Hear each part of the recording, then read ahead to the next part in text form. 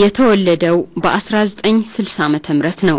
የአማራ ክልል ርዕሰ መዲና በሆነችው በባህር ዳር ከተማ ልዩ ስሙ ደግሞ በክተራ እየተባለ በሚጠራው አካባቢ የዛሬው እንግዳችን አቶ አባይነህ ወርቁ ከአጼ ሰርጸ ድንግል ትምህርት ቤት ጀምሮ ፋሲሎ መለስተኛ ጁኒየር ከዛም ጣና ሐይቅ ሁለተኛ ደረጃ ትምህርት ቤት ነው። ትምህርቴን እንደጨረስኩኝ ወደ አለማያ ዩኒቨርሲቲ በመግባት በአለማያ ዩኒቨርሲቲ 4 አመት ቆይታ አድርጌ በእርሻ ምህንድስና ዲግሪ ፕሮግራም ተከታታይ ጨርሻለሁ። ከዛ በኋላ እንግዲህ ላለፉት 21 እና 22 አመታት አካባቢ በተለያዩ ስራ ዘርፎች ህብረተሰቡን ያገለገልኩ እገኛለሁ። በልጅነትህ እንደው ምን መሆን ነበር የምትፈልገው? የልጅነት ምኞትህ? የተማረ ሰው መሆን ነው የምፈልገው።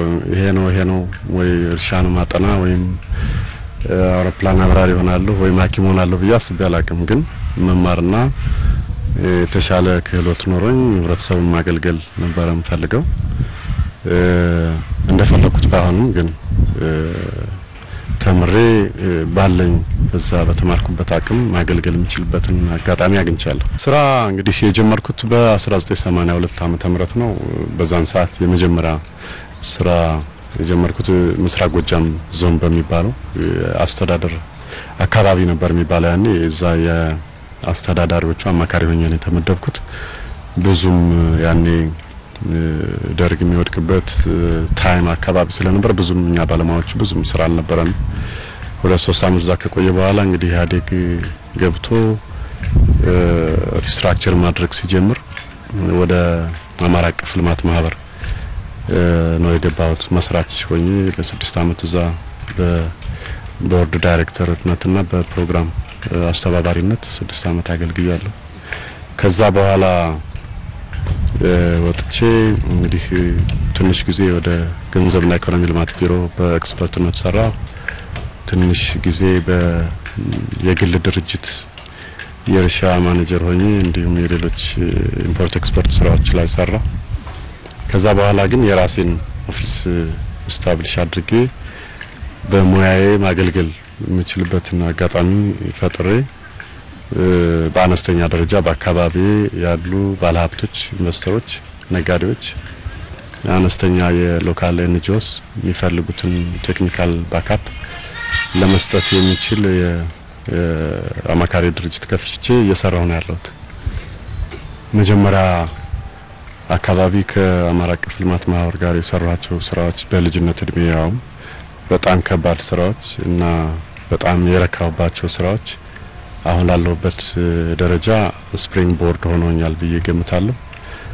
የተለያዩ ፕሮጀክቶች ቀረጻ ላይ የተለያዩ የልማት ፕሮግራሞች አፈጻጸም ላይ ስለነበርኩ ትልቅ ኤክስፒሪየንስ አግኝቻለሁ። ከበጎ አድራጎት ስራ ጋር በተያያዘ እንግዲህ አገርን ለመለወጥ ለማሳደግ ለምሳሌ እኔ የተወለድኩበትን ከተማ ባህር ዳር ለማሳደግ መንግስት ብቻውን የትም አያደርሰው የሚል ሐሳብ አለኝ። መሪዎቻችን ደግሞ ብቻቸውን ምንም ማድረግ አይችሉም። ሁሉም ሰው ደግሞ መሪ መሆን አይችልም። ስለዚህ መሪዎቻችን ከነ ሊሚቴሽናቸው ከነ ጉድለታቸው ያሉ እኛ ደግሞ ሙያ ያለው በሙያው ንግዱ ዘርፍ ላይ ተሰማራ በንግዱ ኤክስፒሪየንስ ያለው በህይወቱም በትምህርትም በምርምርም ኤክስፒሪየንስ ያለው የሚታየውን ነገር ባካፕ ማድረግ አለበት፣ መለገስ መቻል አለበት የሚል እምነት አለኝና እዚህ ከተማ ውስጥ ከክልል ከተማ ከመሆኑ ጋር ተያይዞ እና ብዙ ተቋማትም ከመኖራቸው ጋር ተያይዞ እጅግ በአገሪቱ ውስጥ ቁልፍ የሚባሉ ባለሙያዎች፣ ተመራማሪዎች፣ ፕሮፌሰሮች አሉ። ዩኒቨርሲቲ ውስጥ የምርምር ቦታዎች ውስጥ የተለያዩ ኤንጂኦዎች ውስጥ ዶነር ኦርጋናይዜሽን ውስጥ አሉና መንግስትም የራሱ መዋቅር ውስጥ ብቻ ያለውን ሰው ሳይሆን እነዛን መፈለግና ማካተት አለበት። እነዛ እንዲያግዙት መጥራት አለበት። የሚጠራበት ሲስተም መኖር አለበት። እነዛም የመንግስትን ስራ ብቻ ያዩ ከዳሮ ቆሞ ማመልከት ሳይሆን እኛ ይሄን ልናግዝ እንችላለን ብለው ቲም አፕ ማድረግ መቻል አለባቸው። እንደዛ ማድረግ ከተቻለ ይሄ ከተማ ብዙ ፖቴንሻል አለው። ብዙ ማደግ ይጠበቅበት ነበር። እንደፈለግነው አላደገም፣ ግን አቅም አለው። ስለዚህ ባጭር ጊዜ ከፍተኛ ለውጥ ማምጣት ይቻላል እና መንግስትና የቮለንቲር የሚሆነው ባለሙያ ባለሀብት ነጋዴ የሚተሳሰሩበት መንገድ መፈጠር አለበት። ለምሳሌ አንድ ምሳሌ ልንገርሽና የዚህ ከተማ አስተዳደሩ ቴክኒካሊ ኤኒ ባካፕ ሲያስፈልገው እንዲጠራን በያቅማችን እኔም የሐኪም ባለሙያው መሐንዲሱም አርኪቴክቱም ይገዛ እንዲያደርግ ያንን ማገናኘት ማስተሳሰር የሚችል ድልድይ እንፍጠር ብለን በማሰብ አሁን ያሉት ከንቲባ አቶ ስማቸው 8 አባላት ያሉት የቴክኒክ አድቫይዘሪ ኮሚቴ አቋቁመዋል። እዛ ውስጥ አለሁበት። እንደውም ለመጀመሪያው አጭር ጊዜ እኔ እንድመራ አሳይን ተደርጌ እየሰራው ነው። ስለዚህ ዓላማው ምንድነው? ከንቲባም ሆነ የከተማ አስተዳደሩ በሆነ መስክ ጉድለት አጋጥሞት ወይ ምክር ሲፈልግ ይጣራናል። እኛ ካለን እኛ አለን፣ ከሌለን እኛ ደግሞ ሌሎች ሙያው የሚፈልግባቸው ሰዎች ከየቦታው መጥተው ትንሽ ምክርና ገዛ እንዲሰጡ ማድረግ እንችላለን። ይሄ ነገር በየዘርፉ መቀጠል አለበት።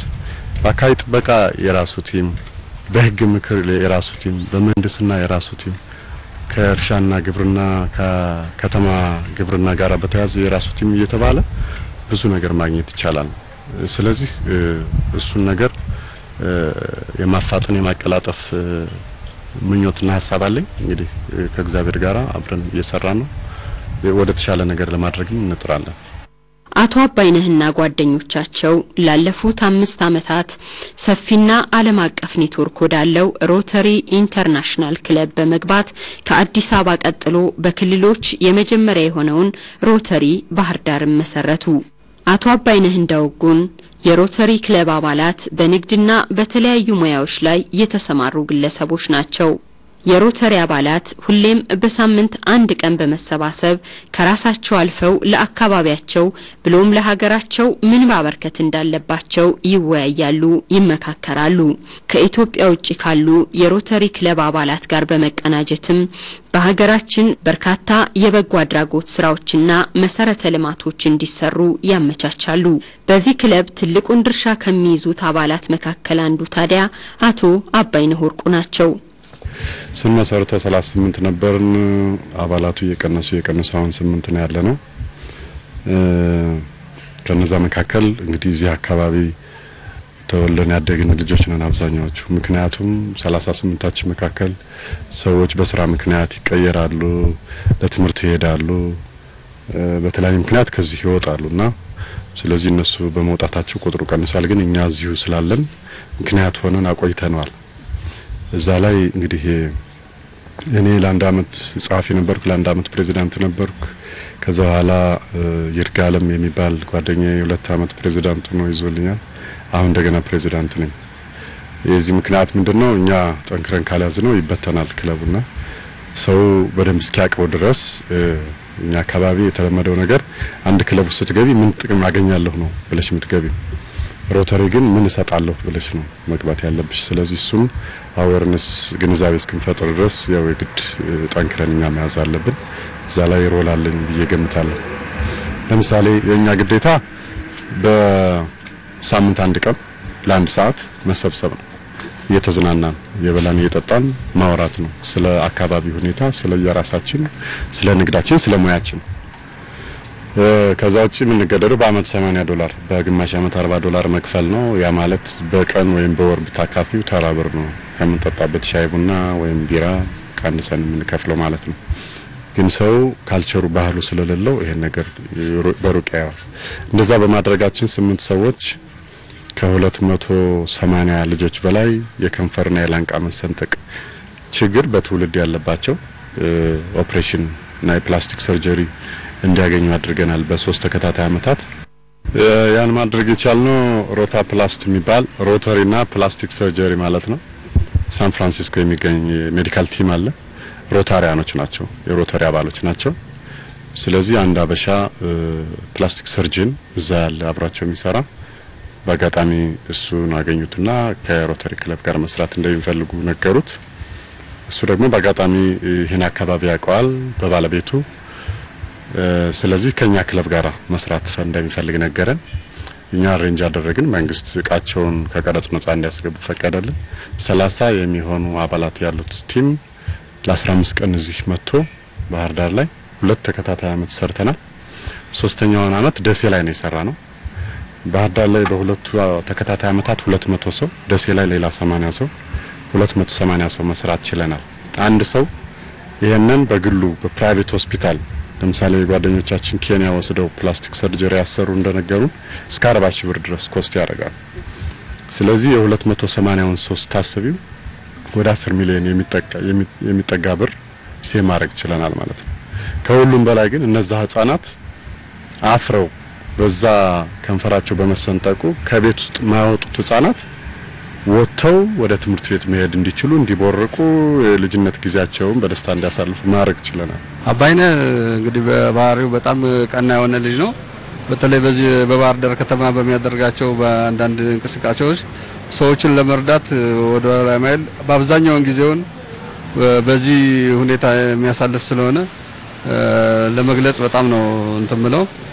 ስለዚህ አባይነህ ሁሌ ስለ ሰዎች ሐሳቢ ከራሱ ጉዳይ ይልቅ የሰዎች ጉዳይ የሚያሳስበው ነው። በተለይ ባህር ዳርን ከተማ በተመለከተ ልክ በጠዋቱ ተነስቶ ነው ከተማዋን የሚያዘዋት። በጠዋት ምን አለ ምን ነው ከጠዋቱ 12 ሰዓት አገኘዋለሁ በዚህ ሰዓት ላይ እንቅስቃሴ ያደረገ። ስለዚህ ከተማዋ ላይ የሚያያቸውን አንዳንድ ጉድለቶች እንዲታረሙ በማድረግ ብዙ አስተዋጽኦ የሚያደርግ ልጅ ነው። ምንድነው ከዚህ በሮተሪ ክለብ አማካኝነት አንዳንድ ከውጭ ሀገር የሚመጡ የሕክምና ባለሙያዎች ቡድኖችን በማሰባሰብ አንዳንድ ህፃናቶች በዚህ በከንፈር መሰንጠቅ በሌላ አንዳንድ ያላባቸውን ችግሮች እነኚህን ሰዎች እያሰባሰበ እርዳታ እንደሚያስደርግ ያውቃለሁ እና የሚያደርገው ገዛ ከፍተኛ መሆኑን በብዙ ሰዎች ዘንድ ከፍተኛ ምስጋና ያገኘ ያለ ልጅ ነው። በትምህርት መስክ ደግሞ ምስራቅ ጎጃም ላይ ደብረ ማርቆስ ከተማ አንደኛ ደረጃ ትምህርት ቤትን የ22 ክፍሎች ፈርኒቸር ማሟላት የላይብራሪውን ፈርኒቸር ማሟላት ችለናል። ከኦልሞስት ከ500 ሺህ ብር በላይ ወጪ በማድረግ ይሄንን ከኦስትሪያ ከሚገኝ አንድ ክለብ ጋር ነው የሰራነው። አባይ ወንዝ ላይ በአጠራር በተለምዶ ሰባራ ድልድይ የሚባል በ16ኛው ክፍለ ዘመን የተገነባ ድልድይ አለ። በኋላ በጣሊያን የመጨረሻው ጦርነት ጊዜ የኛ አርበኞች ጣሊያን እንዳይሻገር ሰብረውት ሰባራ ድልድይ በመባል ይታወቃል። ሰባራ ነው አሁን እና ህፃናት ትምህርት ቤት ሲሄዱ ገበያም ሄደው ሰው በገመድ ታስሮ ነው የሚሻገረው። ስለዚህ እሱን ችግር በመመልከት እንደዚሁ አሜሪካን ሀገር የሚኖር ቨርጂኒያ የሚባል ስቴት የሚኖር ሮታሪያን ተንጠልጣይ የኬብል ድልድይ መስራት እንደሚፈልግ በአንድ ዶክመንታሪ ፊልም ላይ የዛንን ድልድይ ችግር በማየቱ ይሄንን በተንጠልጣይ ድልድይ ለመስራት እንደሚፈልግ ገልጾልን ከኛ ጋራ በመጻጻፍ ማቺንግ ግራንት ከዓለም አቀፉ ሮታሪ ጽፈት ቤት ጠይቀን ርዝመቱ 92 ሜትር የሚሆን ድልድይ መገንባት ችለናል። እንግዲህ 15 በላይ የሚሆኑ አሜሪካውያን መጥተው አብረው አንድ ሳምንት በረሃ ውስጥ ቁጭ ብለን ገንብተን ጨርሰን በቢቢሲ በሲኤንኤን ተላልፏል። ትልቅ ስራ ነው እሱ። ለምሳሌ አባይ ወንዝ ላይ እንደዚህ ተንጠልጣይ ድልድይ ለመስራት ታስቦ አያውቅም እና ይሄ ሰውዬ ደግሞ ኬን ይባላል። ብሪጅ ቱ ፕሮስፐሪቲ የሚባል ድልድይ ለእድገት ለለውጥ ለብልጽግና የሚል ድርጅት አቋቁሞ ኦሬዲ ለማቋቋም ምክንያት ሆነ የሰባራ ድልድይ ነው። ሌላው ስራ እንግዲህ በፈለገ ሕይወት ሆስፒታል በአደጋ ጊዜ ሰዎች ከነርቭና ከጭንቅላት አካባቢ ጋር በተያያዘ ምክንያት አደጋ ሲደርስባቸው ራሳቸውን ሲስቱ እና በጣም ከባድ ለሆነ የኦፕሬሽን ስራ መሄድ ሲያስፈልጋቸው ኢንቴንሲቭ ኬር የሚሰጥ ዩኒት አለ አይሲዩ የሚባል እሱን ከካናዳ ክለብ ጋር በመሆን እንግዲህ ወደ 380 ሺህ አካባቢ በሚገመት ብር ገዝተን 4 ፔሸንት ሞኒተርስ ይባላሉ